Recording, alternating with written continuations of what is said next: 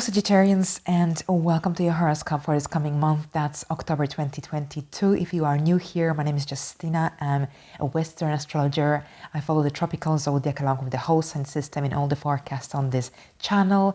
And this horoscope is most accurate for your rising sign. However, you can also watch it for your moon sign or for your sun sign if you wish. So welcome. Now, if you are a returning viewer, welcome back and thank you for joining me today. So here this month is a very busy, very different to others because we've got a few planets stationing direct. We've got 3 planets that have their solstice.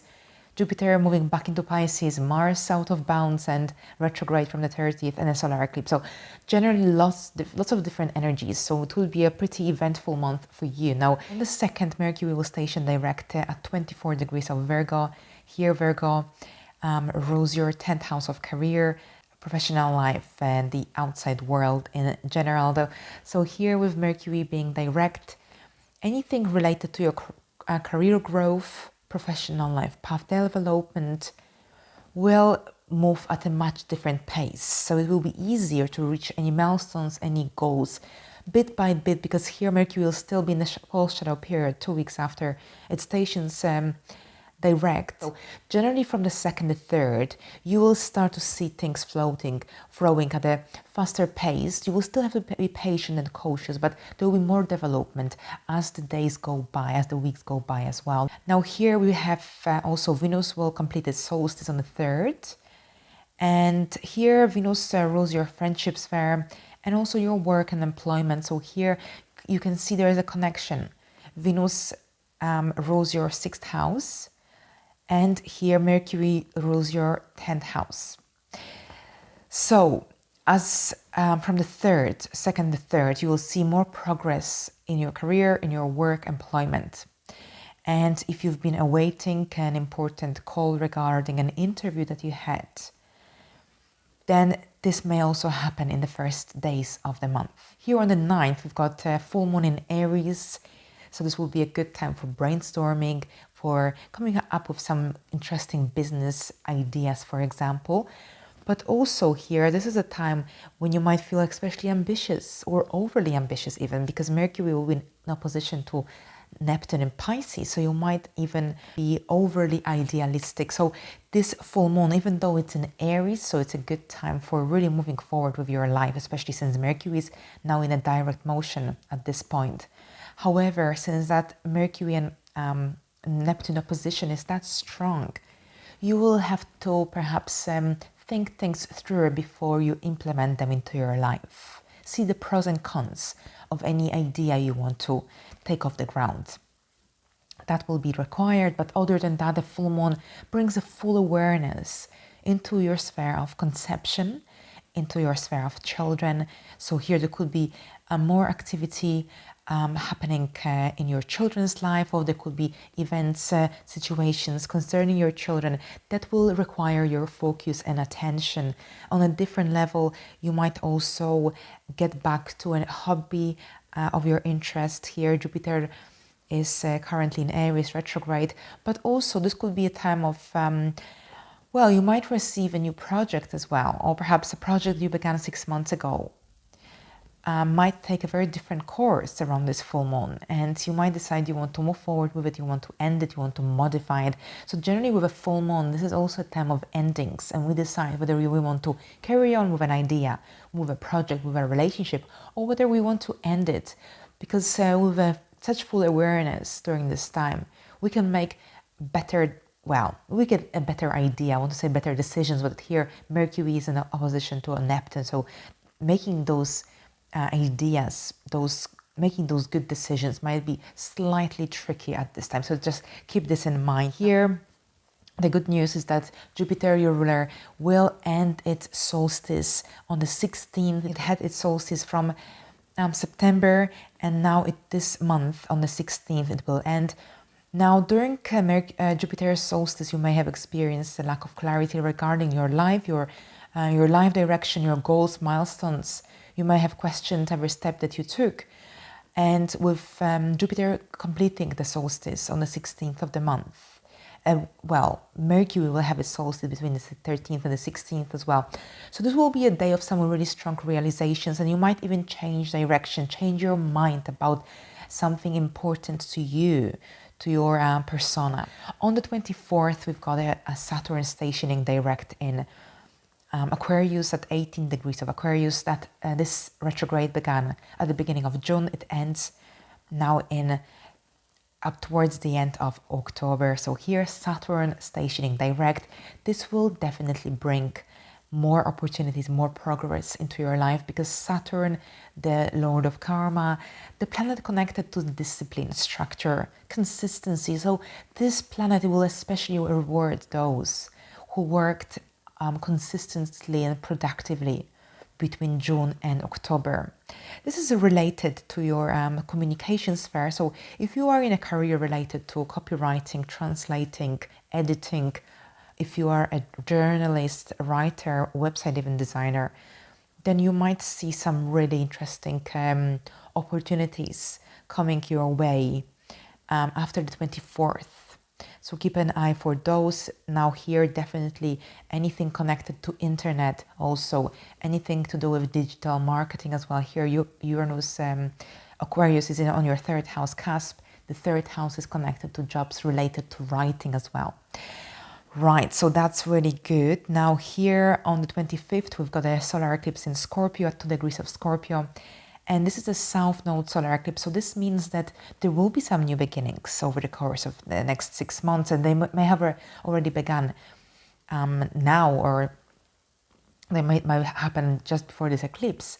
However, with the south node involved, this is also about some endings. So you have to end something. Something is coming to an end before something larger begins. So you might be relocating, but first you will have to sell your property or perhaps rent it out, for instance. So generally you need to complete something before you move into this new phase of your life, before you start something major. Now this eclipse might not be as as life-changing as the ones that we had in Jupiter, the Sagittarius and Gemini signs a few years ago, because this is happening in your 12th house. So this is about some private matters related to you. You might be working on a project from behind the scene, without a doubt, but also this could be related to soul searching.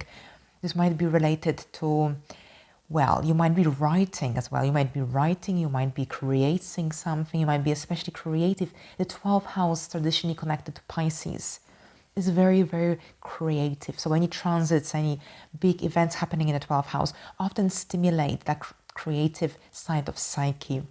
Now here, many Sagittarians might be enjoying a spiritual retreat at this time, a healing journey of some sort. That's definitely here prominent as well. Now, I'll make a separate video about this eclipse where I'll discuss it in more depth. Now, on the 29th, we've got Jupiter moving into Pisces. Jupiter was in Pisces in the first 5 months of the year. So we had the abundant energy of Jupiter, which was pretty fun and exciting. For you, that was that was about your home and family. So here you will have more luck from the 28th, 29th of the month until the 20th of December. And this will be a time of growth related to your home, of growth related to family. Well, there could be a family addition. Someone might move into your house, or perhaps you might temporarily move out from your house or travel to a different country. So you might temporarily even relocate to a foreign place, for instance, or perhaps you might have visitors from abroad during this time. Generally expansion, so there's a desire to also live in bigger and brighter surroundings. You want to implement more positivity into your home sphere. Or perhaps you might find yourself discussing topics of religion or philosophy with your family members, for instance. Now, some people might be also buying a property overseas. Generally, there's a lot of there's an element of overseas related to this transit as well. Right, now there could be also expansion happening in your parents' life as well. Now here on the 30th, we've got Mars stationing retrograde in Gemini at 25 degrees of Gemini until mid-January 2023. Right, so this is quite a big deal. Now, Gemini rules your 7th house, so here with the 7th house retrograde, any projects related to partnerships might suddenly slow down, especially from the 22nd onwards, because Mars will be moving at a very slow pace. So here, when Mars is retrograde, here the drive, the courage, the motivation decreases. So if you want to start anything fresh during this period, it will be more difficult. Retrogrades favor projects that began well before the retrogrades started, or perhaps some old projects from the past. Anything brand new is going to be difficult, but this could also bring back some situations from the past, dilemmas that were left unresolved, and you will have to face them, you will have to resolve them. Now here, Mars retrograde also, there could be lack of patience, there could be very dynamic energy as well, so it's something to really keep in mind here with the 7th house activation. But overall, patience will be really needed at times because things will be moving much slower, even though you probably experienced lots of growth in the sphere of relationships, partnerships, any contracts as well. Maybe you are signing contracts. From the 22nd of October, things will slow down substantially. Now, Mars will be out of bounds between October the 22nd and May the 4th. When Mars is out of bounds, it acts out of the ordinary. So you might find yourself doing things that are slightly eccentric, slightly out of your character even. You might want to take risks as well. So something to really watch out for, because those ideas might not always be that great, beneficial, and your judgment might be clouded, especially since your ruler is retrograde. At least in the first phase of this of Mars retrograde and Mars being out of bounds. So generally, any new contracts, any new agreements, take it easy.